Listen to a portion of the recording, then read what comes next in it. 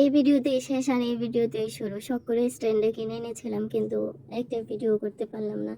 আজকে যখন ভিডিও করতে গেলাম তখন সেট করতে গিয়ে ভেঙে ফেললাম আর ভিডিও করাই হলো না। যেহেতু খুব শখ করে কিনেছিলাম তাই কিনে নিয়ে আসার সার্থকতা আমাকে খুঁজে বের করতে হবে। তাই অন্তত একটা হলেও ভিডিও এই স্ট্যান্ডটা দিয়ে করতে হবে, তাই সেই কাজটাই শুরু করলাম। এই ভাঙা স্ট্যান্ড দিয়ে এটাই হচ্ছে আমার হয়তোবা শেষ ভিডিও আর এটাই হচ্ছে প্রথম ভিডিও। অন্তত পক্ষে এক পাশে একটা নেক ডিজাইন হলেও এই স্ট্যান্ডটা দিয়ে সেলাই করে রাখবো, যেন পরবর্তীতে বলতে পারি না এই স্ট্যান্ডটা দিয়ে আমি অন্তত একটা নেক ডিজাইন হলেও সেলাই করতে পেরেছিলাম। দোকানদার এমন সুন্দরভাবে স্ট্যান্ডটা ঘুরেছিল, মনে হচ্ছে এই কাজটা পানির মতো। পানির কল চাপ দেওয়ার পর যেরকম ভাবে খুব ইজিলি পানিগুলো পেয়ে যাই আমরা, এরকমই ভেবেছিলাম বিষয়টা, কিন্তু বাড়িতে যখন নিয়ে আসলাম তখন দেখি এটা পাথরের মতো শক্ত। আমি একটুও নাড়াচাড়া করতে পারছি না, এতদিনও সেট করতে পারলাম না, প্রায় অনেক দিনই হয়ে গেছে।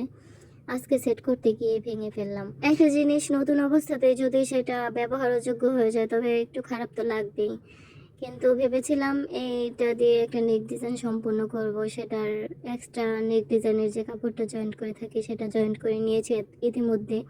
তারপর সে এক্সট্রা কাপড়ের সাথে একটা চাপ সেলাই দিয়ে নিছি। আমি যেহেতু মেশিনের সাহায্যে নেক ডিজাইনটা সেলাই করে থাকি, নেক ডিজাইনটা যাতে বেশি টেকসই হয় তাই সেই কাজটাও করে নিচ্ছি এভাবেই। আর মনে হচ্ছে আজকে এই স্ট্যান্ডটা দিয়ে এই নেক ডিজাইনটা সম্পূর্ণ হয়ে গেছে আর কি। এই হচ্ছে আমাদের নেক ডিজাইনটা। আমি সম্পূর্ণ স্যাটিসফাইড, আমার কোনো দুঃখ নাই, কারণ অন্তত একটা ভিডিও হলেও আমি স্ট্যান্ডটা দিয়ে করে নিয়েছি। এটাই বা কম কি। আমাদের আজকের ভিডিওটা এই পর্যন্তই। সবাই ভালো থাকেন, সুস্থ থাকেন। সবার জন্য অনেক অনেক শুভকামনা। আসসালামু আলাইকুম।